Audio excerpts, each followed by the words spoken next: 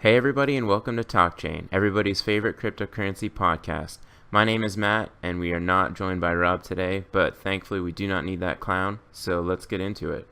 Today I'm going to talk about the Coinbase blog post about adding ERC20 support to Coinbase. So everybody's really excited about this. There's a lot of chit chat on Twitter and Reddit, but I'm just going to talk about my opinion, what I think is important to take away from this, and what might be overhyped.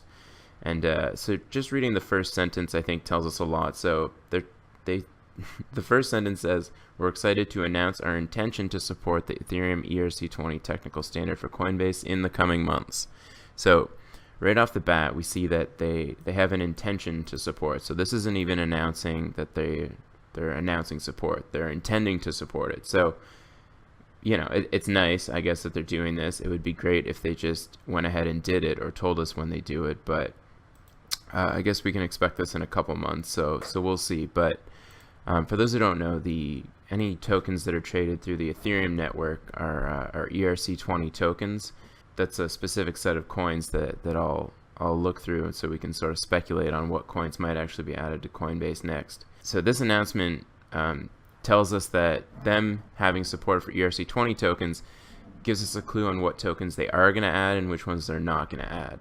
So for those who think that Ripple is an ERC20 token, you're being misled. So this announcement makes me think that they're working on adding tokens that are actually ERC20. So Ripple, I don't think, will be added to Coinbase anytime soon, even though it's one that has gotten a lot of attention lately. The other thing that I noticed is that it seems like the exchanges try to outdo each other in terms of attention. And so we saw last week, I did a video on Binance announcing that they're moving to Malta and that they're bringing on these new, they're trying to bring fiat to crypto on-ramps, so they no longer are requiring people to just deposit Bitcoin or Ethereum. And it seems like Coinbase is trying to just steal the spotlight back a little bit by making their own announcement, because this announcement seems relatively hollow. There's not a lot of actual stuff here. It's just them trying to get some attention. So they go back and forth, and it is good, though. I think that them trying to compete is a good thing for everybody. So them going with this ERC20 token route is definitely going to increase their competition against exchanges that like Binance. I did also notice that in here they talked about the GDAX team will wait for additional regulatory clarity before they decide on the next ERC20 asset. So I think people are scared, given that it's been made known that the SEC and the CFTC are going to be very, how should we say, relevant in terms of the crypto market. A lot of exchanges and a lot of ICOs are scared in regards to how they're going to play this out. So GDAX wants to obviously pick a coin that has the least amount of regulatory problems. So any token that has complied with IPO regulation in terms of their launch, in terms of the ICO, is probably going to be the one that's the least likely to have problems in terms of the SEC or the CFTC. Yeah, and I think this is just for a legal standpoint. Coinbase doesn't want to get involved in any regulatory problems with the authorities. So I think before you speculate on that, and there's a lot of ERC20 tokens out there, but look for ones that have made sure they're compliant, or at least have talked to the SEC. And we know that the SEC has asked for a lot of information from different tokens right now. So, and we don't know exactly which ones they are, but we know a few. So anyway, it's something to consider. But the other thing that was brought up here is that Coinbase will only list the assets after they're listed on GDAX. So Coinbase and GDAX are the same company. So for those who have a Coinbase account but don't have a GDAX account, I think you're missing out. GDAX doesn't have any fees if you're a maker of liquidity in their market. So I think that's a big benefit, and Coinbase doesn't have that. So it's also very easy to just make a GDAX account. They make it pretty easy, even though you need a little bit of extra verification. So you should do that. And also there aren't any fees whenever I withdraw Bitcoin or Ethereum from my GDAX account to any other exchanges or any other wallet. So you should definitely take advantage of that and open a GDAX account. It's pretty quick. This doesn't tell us which coins they're going to add, right? So they made a link to their process for adding new assets, And they're being very clear about this because the Bitcoin Cash fiasco that went on earlier in the year, I think, looked really poorly on them, and they don't want to make that mistake again. They have a blog post outlining the process that they use for adding new assets to Coinbase. And so just to go through quickly, there's an asset selection committee that uses some framework. Then this goes to the executive team for approval. Then they're going to make a public announcement after that if it makes it through.